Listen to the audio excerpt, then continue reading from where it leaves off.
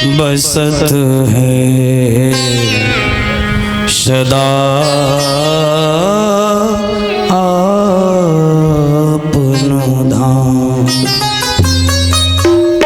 भिक्षा करी भोजन करे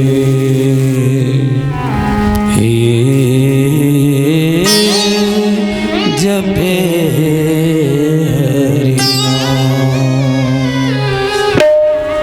सिद्ध भगवान के भक्त श्री सुदामा जी अपने धाम में निवास करते हैं। ध्यान दीजिए, धाम किसे कहते हैं? आपके इटालियन पत्थर लगे हों, सुंदर इमारत सजी धजी पेंटिंग सेंटिंग बना के टाइल टुएल लग करके रेडी हो तो धाम है, ऐसा नहीं।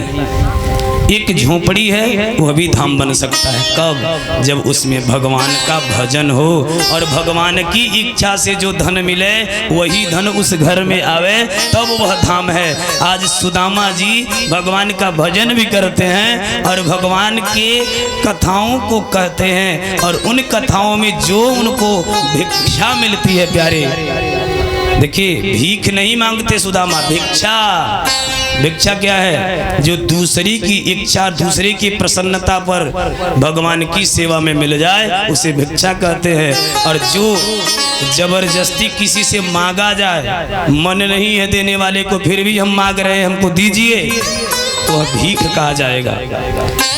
तो भीख मांगने में दोष है, ब्राह्मण को भीख कभी नहीं मांगना, क्योंकि कहा गया है औरन को धन चाहिए बावरी, बाभन को धन केवल भिक्षा। भीख नहीं है, अपितु ब्राह्मण को केवल भिक्षा दान ही लेना चाहिए,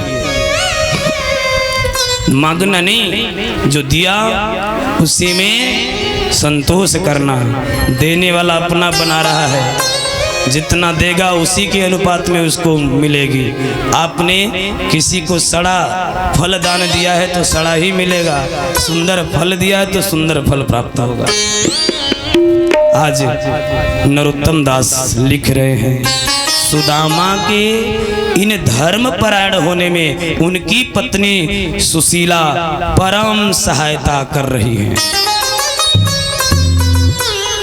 ताकि पत्नी पतिव्रता, ताकि पत्नी पतिव्रता गहे वेद की,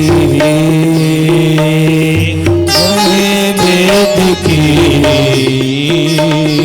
ताकि पत्नी पतिव्रता गहे वेद की। सुबुद्धि सुशील सुलझती पति सेवा सोभे, सुबुद्धि सुशील सुलझती पति सेवा सोभे।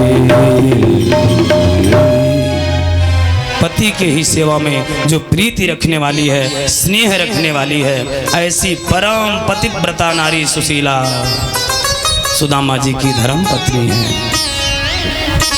ध्यान देना, सुदामा जी के परिवार में जितने भी लोग हैं या हमारे गृह में, आपके गृह में जितने भी लोग हैं, हम भले ही मुख देख देख के बात करें, लेकिन सुखदेव जी ने अगर परिवार में 10 लोग हैं तो 10 के स्वभाव अलग अलग गिना दिए। सुदामा परम संतोषी और गरीब हैं, लेकिन उन्हीं की पत्नी परम दरिद्रा हैं। दरिद्रा कौन हो सकता है? ध्यान दीजिए,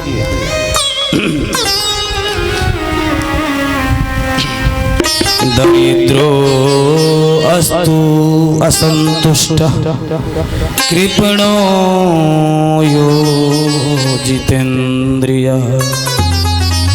दरिद्री वही है महाराज जिसको धन की इच्छा है, जिसको कुछ मांगने की इच्छा है, दरिद्री वही है। सुदामा, ये सत्य है महाराज कि सुदामा को रहने के लिए घर नहीं है।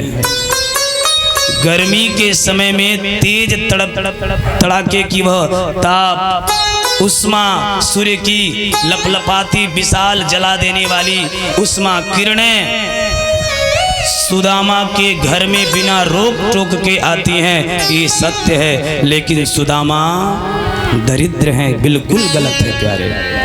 सुदामा के घर में बरसात के समयों में छत नहीं है, बरसात के पानी बिना रोक टोक के घर में बरसते हैं, ये सत्य है। लेकिन सुदामा दरिद्र हैं, ये बिल्कुल गलत है महाराज।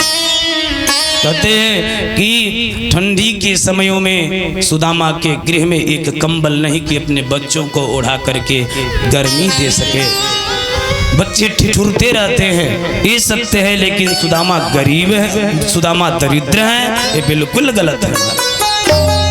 सुदामा के घर में सचमुच में खाने के लिए कोई अन्न का एक भी टुकड़ा नहीं है, घर में कोई सुपात्र बर्तन नहीं है कि उनमें भोजन बना के खिलाया खाया जा सके, ये सत्य है। लेकिन सुदामा दरिद्र है, ये बिल्कुल गलत है महाराज। सुदामा के शरीर पे एक सुंदर वस्त्र नहीं है, वह धोती हजारों जगह से फटी मैली कुचैली है, ये सत्य है। लेकिन सुदामा दरिद्र हैं, ये बिल्कुल गलत है।